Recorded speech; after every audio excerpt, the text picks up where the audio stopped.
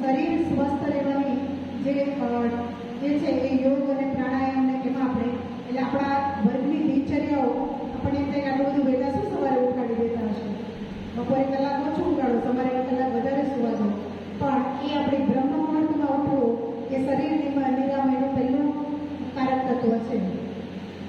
ઋષિમુનિઓ આપણે જોઈએ તો કેટલા વહેલા ઉઠી જતા અથવા એમની દિનચર્યા કેવી હતી.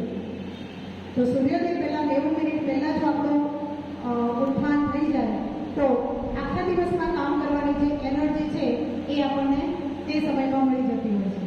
વિજ્ઞાનની ભાષામાં કહેતા હોય તો ઓઝોન વાયુનું સ્તર હોય છે, જેમાં આપણે શ્વસન માટે જે ઓક્સિજન વાયુ જોઈએ છે એ પરિમિત પ્રમાણમાં એ સમયમાં મળતો હોય છે, જેથી આપણે આખા દિવસની કાર્ય માટે જે કાર્યશક્તિ જોઈએ એ ઓક્સિજન વાયુ આપણને પ્યોર ઓક્સિજન વાયુ મળી જાય. આને આપણા અધ્યાત્મ સાથે અથવા તો આયુર્વેદ સાથે જોઈએ તો બ્રહ્મ મુહૂર્તમાં ઉઠો એટલે તમને એ શ્રેષ્ઠ કાર્ય કરવા માટેની બધી એનર્જી મળે. આપણા ઋષિમુનિઓ એવું કહે છે અથવા એમને એવું જીવન જીવ્યું છે, એમને આપણે અત્યારે સાહિત્ય વાંચતા હોઈએ કે કોઈ સારા ચિંતનો કરવા છે, તમારે કોઈ સારું નિર્માણ કરવું છે તો એ ચિંતન તમારે બ્રહ્મ મુહૂર્તમાં જ કરવું પડે, તો જ તમને ત્યારે સારા વિચારો આવે. તો જે કહેવાય ને કે પોઝિટિવ ઓરા એ સમયમાં બનતી હોય છે, એટલે બ્રહ્મ મુહૂર્તમાં ઉઠવું, એ સમયમાં અધ્યયન કરવું અથવા અધ્યયન કરતા વિદ્યાર્થીએ એ સમયમાં ઉઠવું જોઈએ. તો એનો સીધો સંબંધ નિરામયતા સાથે છે, સ્વસ્થતા સાથે છે. એનો બીજો પોઈન્ટ છે બળ અને દૃઢતા. બળ એટલે તાકાત, અને એ તાકાતને ટકાવી રાખવી, સ્થિર કરી દેવી, એટલે કેવું દૃઢ બનવું. બરાબર? તો બળ એટલે તાકાત. આપણે બધા અત્યારે 30થી 40 વર્ષની ઉંમરના વ્યક્તિઓ અહીંયા બેઠા છે, અપવાદ બાદ કરતા, વડીલોને બાદ કરતા. આપણે ઓછામાં ઓછું કેટલા કિલો વજન ઉચકી શકીએ? ફક્ત એક જ વાતથી, મારા હાથની કોઈ વસ્તુ ઉઠાવી છે તો મિનિમમ કેટલા કિલો વજન ઉઠાવી શકું? અંદાજ લગાવો, ધારો, ખાલી મનમાં ધારો. 20 કિલો, 17 કિલો, 15 કિલો, 25 કિલો. એક જ હાથ, એક જ મુઠ્ઠી, બીજો હાથ નથી લેવાનો, કોઈ બીજો આધાર નથી લેવાનો. 20 કિલો કેટલા ઉચકી શકે? ખાલી એક જ હાથનો, બીજો નીચે ટેકો પણ નથી લેવાનો. સરસ, અભિનંદન. 25 કિલો, સરસ, ચોખ્ખું અભિનંદન. 30 કિલો, સરસ. 35 કિલો, હા. હવે પણ હાથું. હવે 30 કિલોથી 35 કિલો સુધી જવું છે તો શું કરવું પડે? શું કરવું પડે? અભ્યાસ કરવો પડે. રોજ થોડો એકવાર બીજા હાથનો ટેકો આપવો પડે. પછી એને ખબર પડે કે હા, આને આવી રીતે ઉચકવાની કદાચ પદ્ધતિ બદલવી પડે. આમ સીધું ઉચકીએ તો ન ઉચકાય, પણ કંઈક બીજી કોઈ 2-3 ટ્રીક કરીએ તો થઈ જાય. તો આમ અભ્યાસ કરીએ ને તો આપણું શરીર 35 કિલોથી 40 કિલો સુધીનું પણ વજન એક સાથે ઉચકી શકે. આ જ વસ્તુ વર્ગખંડમાં વિદ્યાર્થીઓ સાથે કરાવી શકાય કે નહીં? કરાવી શકાય ને?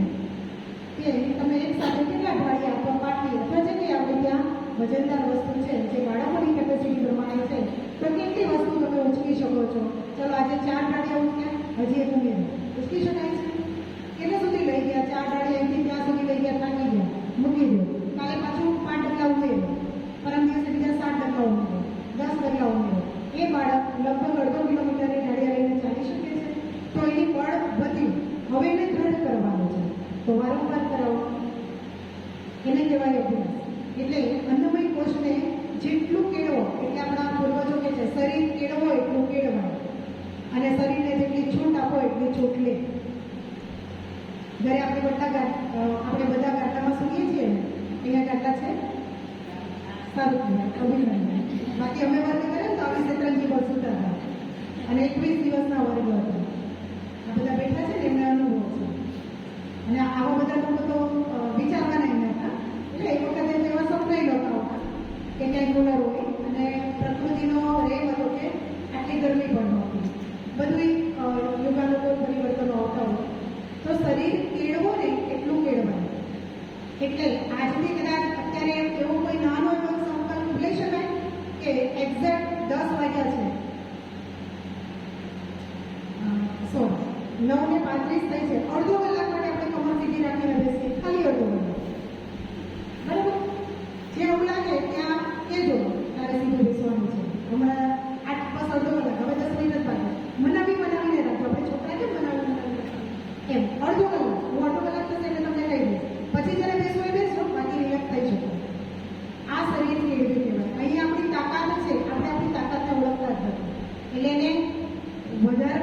જે છે ત્યાંથી આગળ વધવું ને એને ટકાવી રાખવું. જો આવો અભ્યાસ થઈ જશે તો તમે ગમે ત્યાં બેસશો ને ત્યાં સીધા જ બેસશો. પછી નીચે પલાટી વાળીને બેસવાનું હોય કે કોઈ પણ સારી એવી સ્ટાન્ડર્ડાઇઝ સીટ પર બેસવાનું હોય. ત્રીજું છે લવચિકતા અને સ્થિરતા. લવચિકતા એટલે કે ફ્લેક્સિબિલિટી, લચીલાપણું. આપણું શરીર જે બાજુ સ્પ્રિંગની જેમ વળવું હોય ત્યાં વળી શકવું જોઈએ. એટલે બહુ સારી ભાષામાં કેવું, હાડકા હરામ ન થઈ જવા જોઈએ. હાડકા હરામ બહુ સારા સારા લોકોના પણ હાડકા હરામ થઈ જતા હોય. એનું કારણ એ બિચારું બહુ સ્વસ્થ છે પણ એનાથી કશું કામ જ ન થતું હોય. માથું વળે તો કમરમાં લટકતા હોય, કોઈ વસ્તુ વળે તો ખભામાં દુખો થઈ જાય, કઈ સેજ ચાલે તો ઘૂંટણ ઘસાઈ જાય. તો અહીંયા લચીલાપણું એટલે આપણું શરીર જે બાજુ જેવી રીતે એની સાથે લચક આપી શકતું હોય એ કરવું.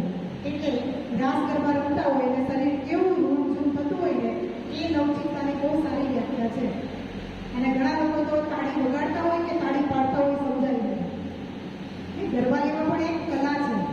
એટલે આપણે કલા અને સંસ્કૃતિમાં ગરબા અને નૃત્ય મૂક્યું છે. તો શરીરને લવચિક બનાવવું, કુશળ બનાવવું, હાથની, પગથી, આંખોથી, ટૂંકમાં આપણી જેટલી કર્મેન્દ્રિય અને જ્ઞાનેન્દ્રિયો છે એને એક્ટિવ રાખવું, ક્રિએટિવ રાખવું અને નવું નવું સર્જન કરવા માટેની યોજનાઓ આપવી. આ બધું આદેશ આપવાવાળું થર્મોમીટર અથવા તો એજન્ડા અલગ છે. કરવાવાળું આ બોડી છે, મશીન છે.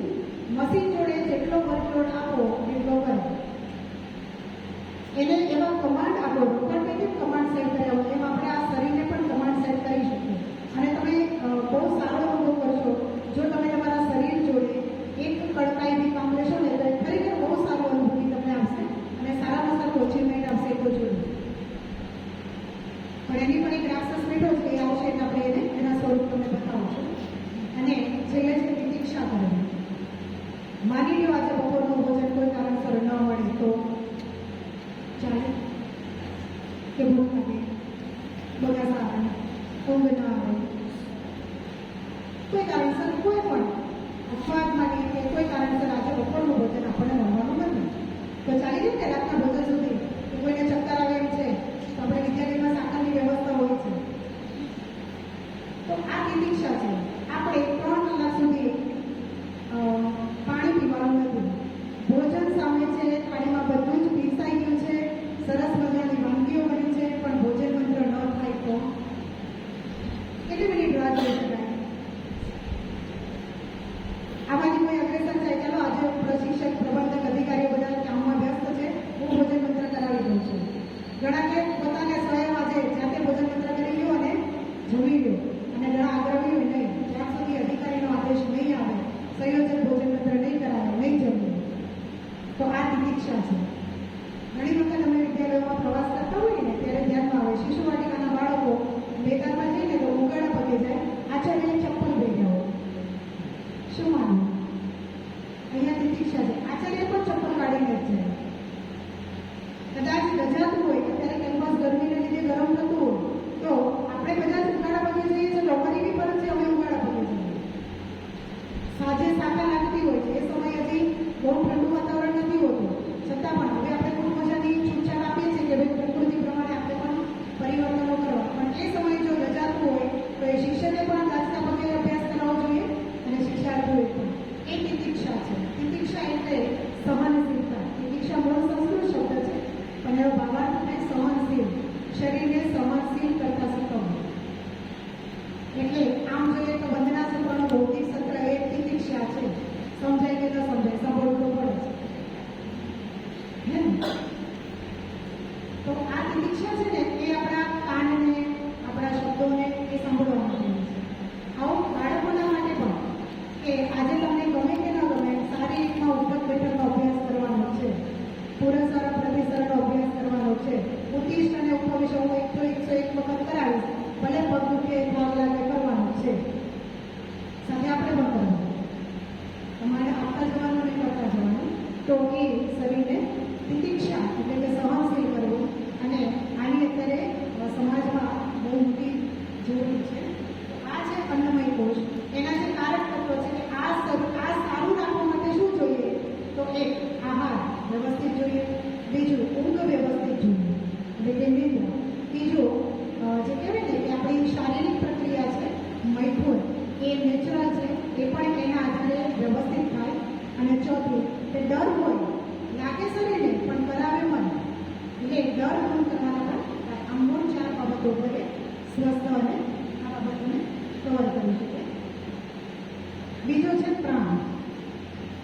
હવે આપણે ઈસવીસન પૂર્વેના એક કલાકાર હતા, જે જૂના જોગી છે એમને ખબર હશે, પ્રાણ એક વિલનના રોલમાં આવતો અને આવીને બધી પથારી ફેરવી છે, બરાબર? તો અહીંયા એ પ્રાણની વાત નથી.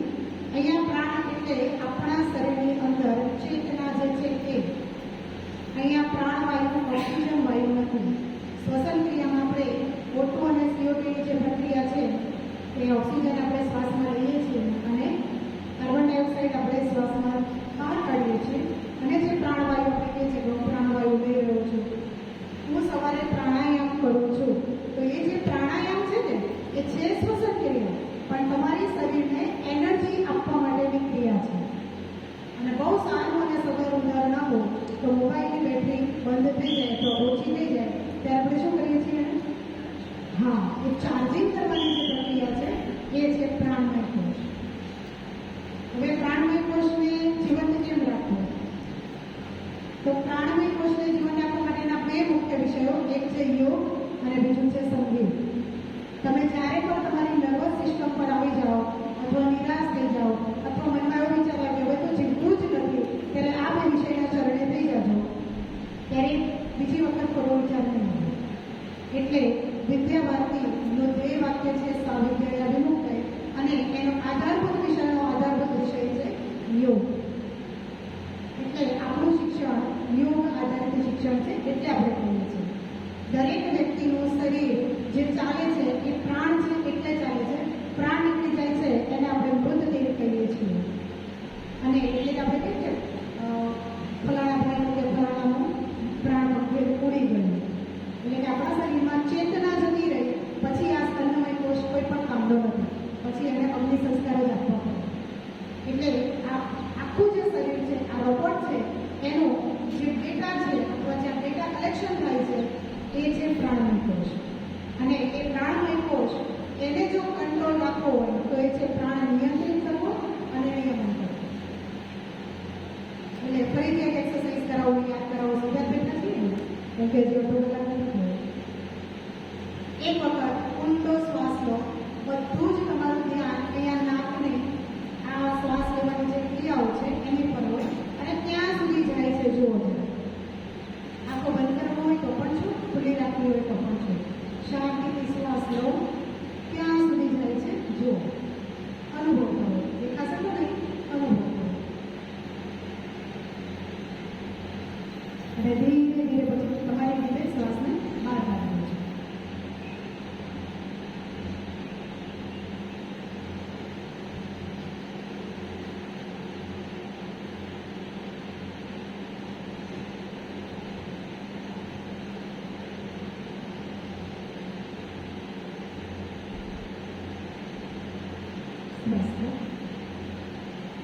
કોઈ કહી શકશે અહીંયા સુધી શ્વાસ કેટલાનો ઉભો રાખવો? અહીંયા સુધી જરા માથું પર કરો, અહીંયા સુધી હૃદય હસ્તા જ્યારે કહીએ બિંદાસ. આપણે તો અહીંયા કોઈ પરીક્ષા નથી, આપણે આપણા શરીરનું મૂલ્યાંકન કરવાનું. મેં પહેલાં જ કીધું હતું હું અહીંયા તમને કશું શીખવવા નથી આવ્યું. હું પણ અત્યારે અભ્યાસ કરું છું, હું પણ એક વિદ્યાર્થી છું. અહીંયા સુધી શ્વાસ કેટલાનો ભરાયો? સરસ. નીચે નાભી સુધી કેટલાનો ભરાયો? હા, સરસ. અને આ કંઠથી પાછો જતો તો એવા કેટલા? શ્વાસ આવ્યો અને શ્વાસ ગયો. બીજી એક્સરસાઇઝ. હવે બધા નાભી પર હાથ મૂકો, સીધા બેસો તો જ શ્વાસ છે કે નહીં ખબર પડશે. એક જ વખત ઊંડો શ્વાસ લેજો અને ધીરે ધીરે બહાર કાઢજો.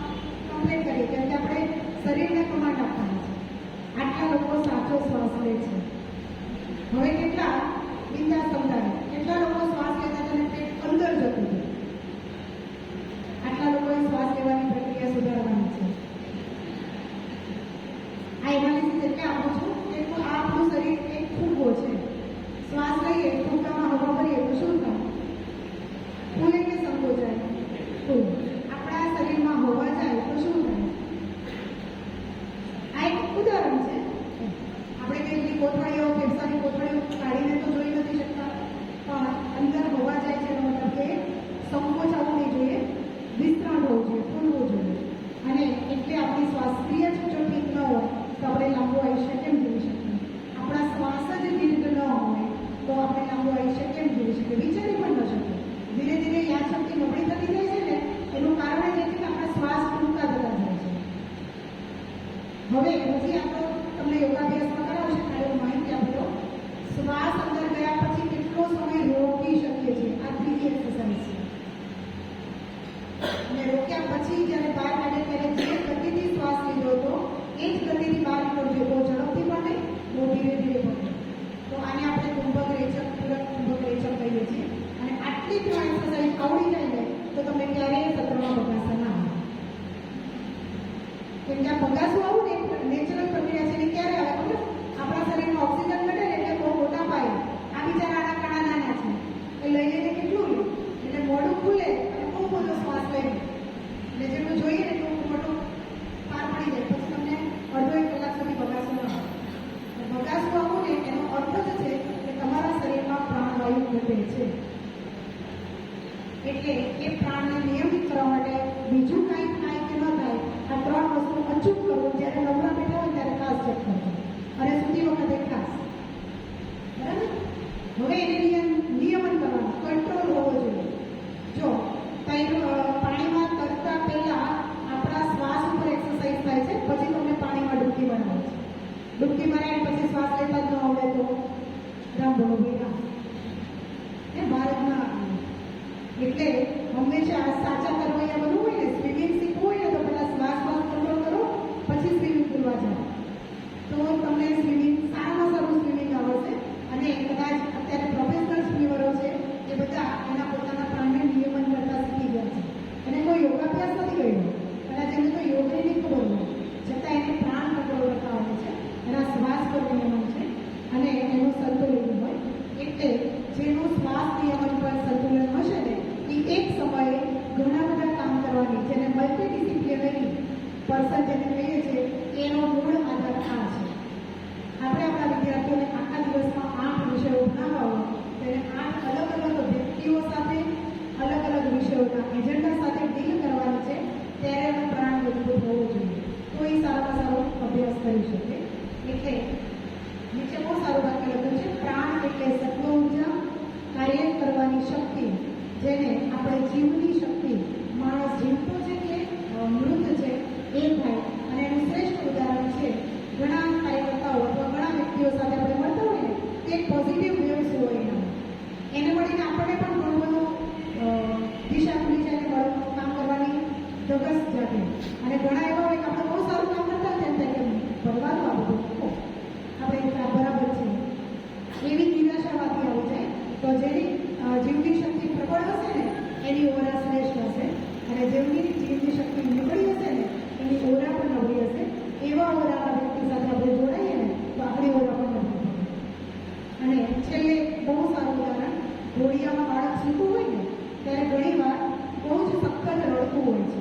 કોઈ કારણ નથી એને પેટમાં દુખતું નથી, કોઈ બીમાર નથી, કોઈ બીજી તકલીફ. અને આપણા દાદીમાં કે વડીલ આવી અને પાણીનો લોટો એની અંદર લોખંડની વસ્તુ આમ 7 વખત ઘોડિયાની આજુબાજુ ફેરવે અને તુલસી ક્યારેક ક્યાંક બહાર ગળી આવે 4 રસ્તે. આ ક્રિયા છે ને એ આ વસ્તુને ઠીક કરવાની છે. આવું બધું સાયન્સ આપણે ધ્યાનમાં નથી. વસ્તુ શું છે, એની ઓરા ડિસ્ટર્બ થઈ ગઈ છે અને બાળક જેટલું નાનું એટલી એનું આધ્યાત્મિક પક્ષ વધારે પ્રભાવ. એની જોડે કોઈ એવું વ્યક્તિ આવેલું છે કે જે એની ઓરા ડિસ્ટર્બ કરી ગઈ છે, એ એને સહન નથી થતું એટલે અતિશય રડે છે. આપણા વડીલો આપણા ઘરની ઓરા અને સત્વર ઓરા લાવવા માટે એ લોખંડ અને પાણીનો ઉપયોગ કરે છે અને એ ઓરાને એની રિસાયકલિંગમાં સેટ કરી દે. બસ આટલું જ વિજ્ઞાન છે. બાળક મસ્ત મજાનો રમતો થઈ જાય અને આપણે શું એને કંઈ નજર ઉતારી દીધી. તો આપણા નાના નાના સંકેતોમાં પણ આ પંચકોશ એટલો સરળ રીતે સમજાવેલો હતો ને, કદાચ આપણે એને વ્યવહારિક પક્ષ તરીકે જોઈએ ને તો એક વસ્તુમાં પંચકોશ છે.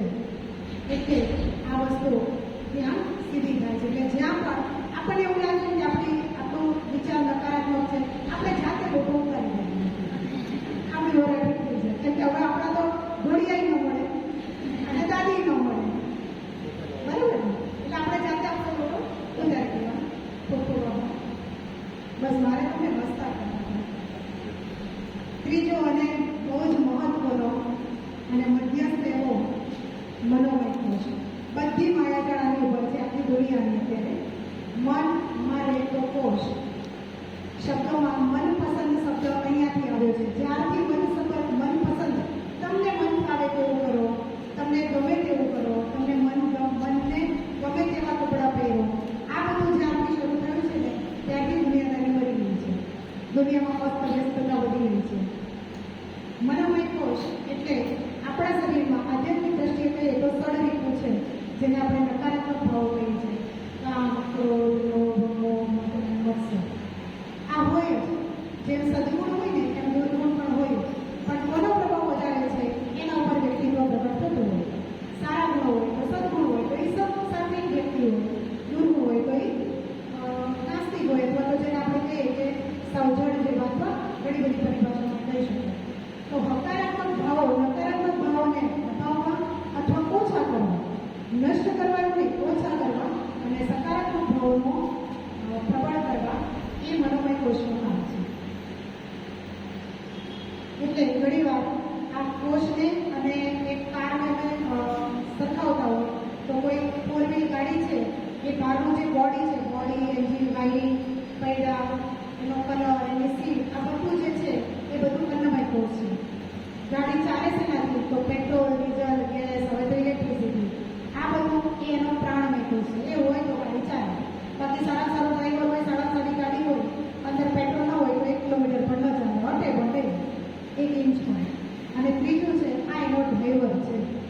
ડ્રાઈવર નક્કી કરે એમ ગાડી ચાલે કે પેટ્રોલ નક્કી કરે એમ ગાડી ચાલે? ગાડી ટાંકી ફૂલ હોય તો સરસ ચાલે કે અડધી હોય તો સરસ ચાલે? બંને. ગાડી તો સરસ જ ચાલવાની છે, પણ ચલાવનાર કોણ છે? મનોમય કોષ. ડ્રાઈવર સારો હોય તો ગાડી સરસ ચાલે. આ સીધી વ્યાખ્યા છે. હવે ડ્રાઈવર રફ ડ્રાઇવિંગ કરે તો કોણ દુઃખી કોણ થાય? વાગે કોને? શરીરને વાગે ને. શરીર એટલે બોડી, કોઈની સાથે અથડાઈ જાય, ભોગો કોને પડે? ગાડી. આપણે કોઈ એક્ટિવા કે બાઇક કે લઈને જતા હોય અને પડી જઈએ અથવા કોઈની સાથે એક્સિડન્ટ થાય, વાગે કોને? આપણે વાગે ને ઓલું જે બાઇક હોય ને એને બિચારાને વાગે તો નુકસાન કોને થયું? શરીરને. કોના કારણે થયું? મનના કારણે. હવે આ મનના કામ શું છે? વાંદરો જોયો છે બધા? વાંદરો જોયો છે ને? હા કે ના? ક્યાં હોય? અહીંયા નથી ભૌતિક કોષમાં કોઈ વાંદરો ઝાડ પર હોય. શું કરે? અહીંથી કોઈ દિવસ તમે આમ 15 મિનિટ, હું તો 5 મિનિટ શાંતિની વાંદરો જોયો કેટલો હોય અને મસ્ત જ્ઞાન નથી જોયું. હવે આ વાંદરાની મૂળ પ્રકૃતિ આવી છે. એમાં હું એને મસ્ત એક બોટલ દારૂ પીવડાવી દઉં, પછી એની સ્થિતિ કેવી થાય? એવી સ્થિતિ આ મનની છે. આપણે અહીંયા બેઠા છીએ, બરાબર? આજે આ વિષય શરૂ થયો, કાલે પણ હતો, હજી આવતીકાલે, હજી કન્ટિન્યુ જેટલા દિવસ છે એટલા દિવસ થશે. તમારા મનમાં શું વિચાર આવતો હશે? તમે બધા નાસ્તો કરતા હતા ત્યારે એમાં પહેલો વિચાર આ બેન છે કે આજનો વિષય છે. આવું કેટલાને લાગ્યું? આ પહેલું મનોમય કેવો વિષય હશે? કદાચ તો દિનચર્યામાં લખી દીધો છે. પહેલી વાર પંચકોશાત્મકના શબ્દ સાંભળ્યો હોય કેટલા છે? હા, બાકી બધા તો ભણેલા છે. હા, હવે એની અંદર શું હશે એવો વિચાર પણ આવ્યો. આ કંઈ કેવું બોલશે એવો વિચાર પણ આવ્યો હશે. આ બોલી જતા રહેશે ને પછી ખબર નહીં પડે, ડાયરીમાં રહી જશે અને આ ડાયરી તો સ્કૂલમાં જઈને ખોલવાનો ટાઈમ નહીં આવે પ્રધાનાચાર્ય. એવો વિચાર હજી હમણાં નહીં આવે, 12 દિવસ પછી આવશે. તો આ આટલું બધું જે કથા થઈ ગઈ ને એ કથા છે ને એની મનની. અને આટલું થયા પછી બી જ્યારે ક્લાસરૂમમાં જે વિષય સાથે જશો ને ત્યારે યાદ કરશો, સમીક્ષા મનોમય શું કામ ભણાવ્યો હતો? અમારે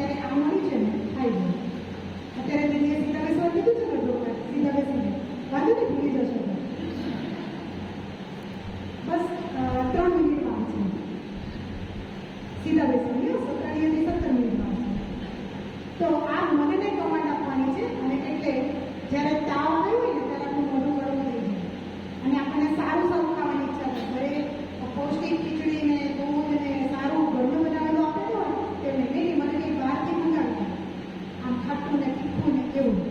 અને એ સમયે આપણું મન તો એમ જ કહે છે હજી એની આગળ કે આવું ખાઈ લેવાય, થોડુંક એક બે દવાના ડોઝ વધારે લઈ લેવાય પણ એવું ખાઈ લેવાય. પણ એની ઉપર એક માણસ માથું હજી બેઠું છે જેને આપણે વિજ્ઞાનની ખોજ કહીએ છીએ. અને ખરેખર આની ઉપર દુનિયા આવી જાય ને તો અત્યારના જેટલા બી આપણા સંઘર્ષો છે ને એ ઓછા થઈ જાય. એટલે વિજ્ઞાનની ખોજનું કામ છે એક વકીલ જેવું. આમ તો મેં એક સાચા વકીલ જેવું, જેની દલીલો પણ સાચી છે, પુરાવા પણ સાચા છે, તર્ક પણ સાચા છે, સંશ્લેષણ વિશ્લેષણ જેટલું બી એને એનાલિસિસમાં એના રિપોર્ટ્સ ફાઇલમાં તૈયાર કર્યું છે એ બધું સારું છે. અને મને કમાન્ડ આપે છે અત્યારે તું બીમાર છો, શાંતિથી ખીચડી ખાઈ લે, ખાઈને અબની અંદર નાખેલું છે, એની પર જ દવા તને અસર કરશે. 2-3 દિવસ પછી તું સ્વસ્થ થઈ જાય, સાજો થઈ જાય, તારું પાચન તંત્ર સરખું થઈ જાય, પછી તું તારા મહિના પછી પાણી ખાવા જજે. આવું એ મને કમાન્ડ આપે. પણ મન તો કેવો, મન તેજીલો તો ખા, નારે હું તો અત્યારે જ પાણીપુરી ખાઈશ તો ખા અને પછી બીજા દિવસે હોસ્પિટલમાં દાખલ થા. જો બુદ્ધિ નો ચાલે તો આપણે સ્વસ્થ નિરોમય અથવા આપણે જે ધારીએ છીએ એ થાય અને મનનું ચાલી જાય તો મન જીતી જાય તો આપણે એક પગથિયું નીચે ઉતરી જાય જ્યાં છીએ ત્યાં. એટલે હું અભ્યાસ કરતી ને અથવા હું ધોરણ 6-7માં ભણતી ને ત્યારે અમારા વિજ્ઞાનના શિક્ષક બહુ સારી, આ કદાચ એ વખતે અમને આ નહોતું સમજાતું ને હતું નહીં, પણ એક બહુ સારી વાત કરતા કે નાના હોય ને આપણે રમવાની બહુ ઈચ્છા હોય, સામે લેસન પણ કરવાનું હોય, એટલે લેસન કરતાં કરતાં અમને એવી શીખવણ આપતા કે તમે જો લેસન કરતાં કરતાં એવું વિચાર આવો કે અમારે લેસન કરતાં અમારે રમવા જવું છે ત્યારે તમારે તમારી જાતને એક પ્રશ્ન પૂછવાનો, તું રામ છે કે રાવણ છે? એટલે કોણ આપણે શું બનવું ગમે આપણને? હું રામ છું. હું રામ છું તો શું કરે? રામ શું કરે? લેસન કરે. તારો લેસન કરો. અને હું એમ કહું કે હું રાવણ છું તો રાવણ શું કરે? રમવા જાય. હાલો રમવા જાઓ. પોતાની જાતે પહેલાં ખોટી કરાવવાની. રામ કહીને રમવાની જવાનું, રાવણ કહીને લેસન નહીં બનાવવાનું. એટલે એ બહુ સારી વ્યક્તિ હતી. મને હું જ્યારે આ વિષય પહેલી વાર સાંભળતી હતી, મારી ઇન્દુમતીબેનના વિષયમાં પહેલી વાર મેં જ્યારે પંચકોશ સાંભળ્યા ને ત્યારે મને બીજું કશું જ નહોતું સમજાયું. આ વિજ્ઞાનમય કોષ ને મનોમય કોષ મને પહેલાં સમજાયું હતું. અને ત્યારે મને એ શિક્ષક યાદ આવ્યા હતા કે કદાચ તમે વિદ્યાર્થી અવસ્થામાં આ પંચકોષને જો સમજી શક્યા હોય તો એ રામ રાવણની વ્યાખ્યામાં બહુ જ સારો કંટ્રોલ મન પર કરવા માટે તમારી જાતને રામ બનાવો. હું રામ છું, મારાથી આ થશે, મારાથી આ થવું જ જોઈએ, કેમ ન થાય, મારે શું કરવું પડશે આ બનવા માટે? એટલે માધ્યમિકના વિદ્યાર્થીઓ માટે ખાસ એક મેસેજ છે મારો, એ આવતીકાલનું ભવિષ્ય છે. તમારે એમને રામની જેમ કરવાના છે. ઘણા બધા વિદ્યાર્થીઓ આજના મોબાઈલ ને બધા દૂષણોને લઈ અને એના મનોમય કોષ બહુ નબળા પડતા જાય છે. આપણે એને સ્ટ્રોંગ બનાવવા માટે પહેલાં રામ બનાવવા પડશે. ધનુષ પણ લાવવાની જરૂર નથી, પણ મનથી રામ બનાવો, ઓટોમેટિક એ દેશનું ભવિષ્ય ઉજ્જવળ કરશે. એટલે વિજ્ઞાનમય કોષ એ બુદ્ધિ છે. આપણી બુદ્ધિ સારી હોય તો આપણે શ્રેષ્ઠ કાર્યો કરી શકીએ. આપણી બુદ્ધિ તેજ હોય તો આપણે સારામાં સારા નિર્ણયો બધી સ્કીલ અચીવ કરી શકીએ. જેટલી રાષ્ટ્રીય શિક્ષણ નીતિમાં છે એ સિવાય આપણે પારિવારિક, સામાજિક બધી જ જે આવડતો છે જેને અલંગર વ્યક્તિત્વ કહેવાય એ આના આધારે છે. આ એવો જજ છે જે બધા જ વકીલોની સૂચના, દલીલો, પુરાવા આ બધું સાંભળ્યા પછી એવો નિર્ણય આપે છે જે ખરેખર યોગ્ય છે. અને અત્યારે આ દુનિયામાં આનું નથી ચાલતું, એટલે કદાચ આપણે મનોમય કોષમાં બહુ નબળા પડતા છીએ.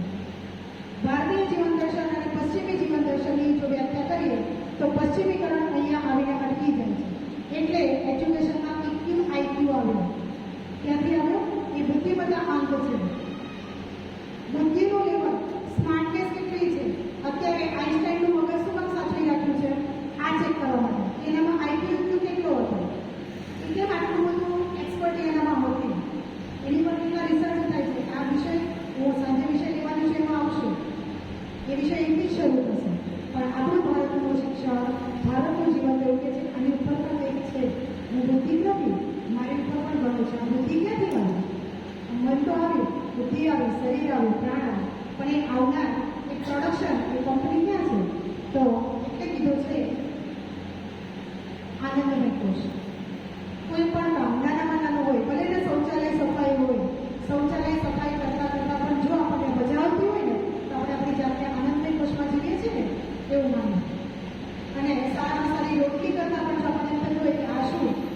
બહુ જ કંટાળો આવે તો આપણે મનોમય કોષમાં છીએ ને એવું કહેવાય.